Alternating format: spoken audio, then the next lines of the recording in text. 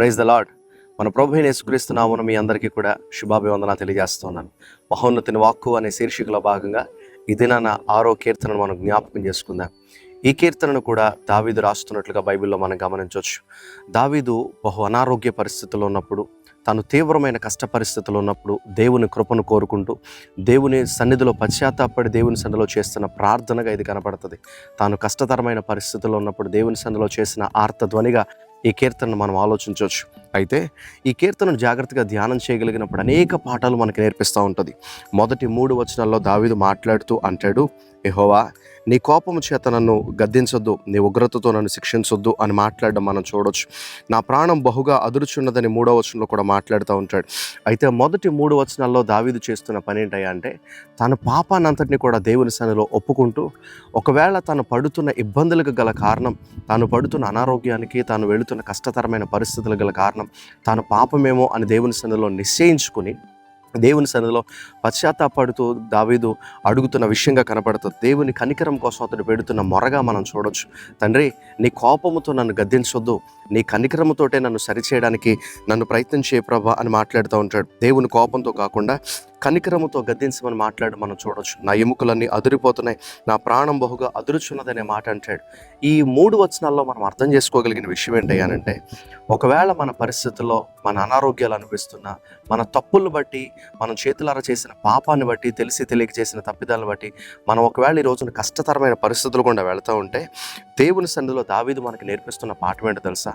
ఆ పరిస్థితుల్లో నువ్వు కృంగిపోకుండా మొదటగా దేవుని సన్నిధిలో విచారణ చేసి, ఏ విషయాన్ని కూడా దాచకుండా దేవుని సన్నిధిలో ఒప్పుకుని ప్రార్థన చేయమని నేర్పిస్తాడు. అందుకనే సామెతల గ్రంథంలో కూడా చెప్తూ ఉంటాడు, కనికరము కావాలి అని అంటే పాపాన్ని మనం దేవుని సన్నిధిలో ఒప్పుకోవాలి. అతిక్రమాన్ని దాచిపెట్టేవాడు వర్తిల్లడు, కానీ దాన్ని ఒప్పుకుని విడిచిపెడితే కనికరాన్ని పొందుతాం అనే సంగతిని జ్ఞాపకం చేయడం మనం చూడొచ్చు.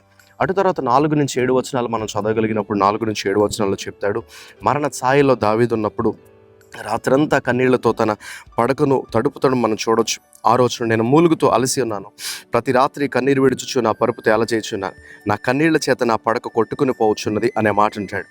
గుర్తుపెట్టుకోండి ఒకసారి, మన సమస్యలను బట్టి దేవుని సన్నిధిలో మనం కన్నీరు కార్చడం అనేది, మన ఇబ్బందులను బట్టి దేవుని సన్నిధిలో కన్నీరు కార్చడం అనేది అది బలహీనత ఏమాత్రమో కూడా కాదు.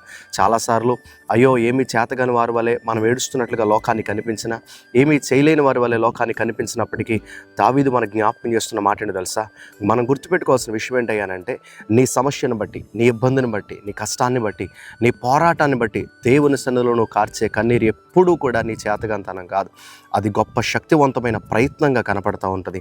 మనం కార్చే కన్నీటికి, ప్రతి కన్నీటి పొట్టుకి దేవుడు గొప్ప జవాబునిస్తాడు కనుక మనకున్న సంపూర్ణ విధేయతను అది సూచిస్తూ ఉంటుంది.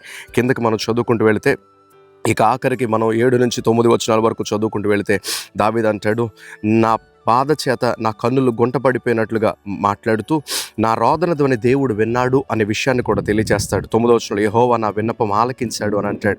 అకస్మాత్తుగా దావీదు యొక్క మాటల్లో మార్పును మనం గమనించవచ్చు. నిశ్చయత కలిగిన వాడిగా మాట్లాడుతున్నాడు, దేవుడు నా ప్రార్థన ఆలకించాడు, ఆయన నిశ్చయమైన జవాబు నాకు ఇస్తాడు అనే విశ్వాసం మనకు స్పష్టంగా కనపడుతూ ఉంటుంది. గుర్తుపెట్టుకోండి, మన జీవితాల్లో చాలాసార్లు మన తప్పిదాల వల్ల, శారీరకమైన బాధలు మనం అనుభవిస్తున్న, ఇబ్బందికరమైన పరిస్థితులు కూడా మనం వెళుతున్న దావీదు మనకు నేర్పిస్తున్న ఒకే ఒక పాఠం ఏంటో తెలుసా?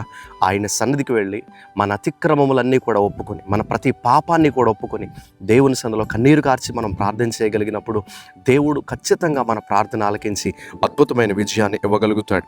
ఒకవేళ ఈ రోజున పాప భారాన్ని బట్టో, అనారోగ్యాన్ని బట్టో, నీకుండే కష్టాన్ని బట్టో నువ్వు కృంగిపోతూ ఉంటే, నువ్వు బాధపడుతూ ఉంటే, మనుషుల మాటలను బట్టి నా వల్ల ఇది కాదు అనుకున్న పరిస్థితుల్లో నువ్వు ఉంటా ఉంటే, నువ్వు కారుస్తున్న కన్నీటిని బట్టి నిన్ను చేతగాని దానిగా ప్రజలు చూస్తూ ఉంటే, దేవుని వాక్యాన్ని బట్టి, కీర్తనను బట్టి నేను నీకు జ్ఞాపకం చేస్తున్న మాట ఏంటో తెలుసా? దేవుని సన్నిధిలో నువ్వు కార్చుతున్న కన్నీరు, నువ్వు చేస్తున్న ప్రార్థన అదేమాత్రం ఒకటి వ్యర్థం కాదు. దేవుడు ఖచ్చితంగా ప్రార్థన ఆలకిస్తున్నాడు, సంపూర్ణమైన స్వస్థతనిస్తాడు, నిశ్చయమైన జవాబునిస్తాడు, అద్భుతమైన రీతిలో నీ పరిస్థితిని మార్చగలుగుతాడు. అట్టి కృప ఈ కీర్తన ద్వారా దేవుడు మనకి అనుగ్రహించును గాక. చిన్న ప్రార్థన చేద్దాం.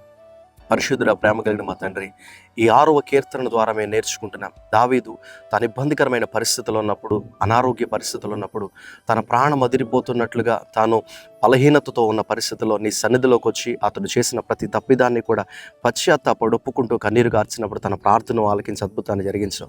ఈ మాటలు వింటున్న బిడ్డలను బట్టి ప్రార్థిస్తున్నాను. ఒకవేళ శారీరక బలహీనతలను బట్టి, చేసిన తప్పిదమ్ములను బట్టి ప్రభునైనా సరైన నెమ్మది సమాధానం లేక ఒకవేళ ఈ మాటలు వింటున్న పరిస్థితుల్లో బిడ్డలు ఉంటా ఉంటే ఒక్కసారి నీ కనికరమును బిడ్డలపై ఇట్లా మీరు కనుపరచండి. వారు చేస్తున్న ప్రతి ప్రార్థనకు తగిన నెమ్మదిని సమాధానం మీరు అనుగ్రహించి గొప్ప కార్యాలు జరిగించమని ప్రత్యేకంగా ప్రార్థన చేస్తూ, దావీదు నిశ్చయముగా చెప్తున్నట్లుగా నా ప్రార్థన ఆలకించాడని, నువ్వు మా ప్రార్థనలన్నీ కూడా ఆలకిస్తున్నందులకి నేను స్తుతిస్తూ నీ కార్యాల చేత బిడ్డల్ని తృప్తిపరిచి మరొకసారి మా జీవితాలలో గొప్ప దేవుడిగా రుజువుపరుచుకుని నామానికి మహిమ తెచ్చుకోమని యేసు పరిశుద్ధ నామమున అడుగుచున్నాము మా పరమ తండ్రి.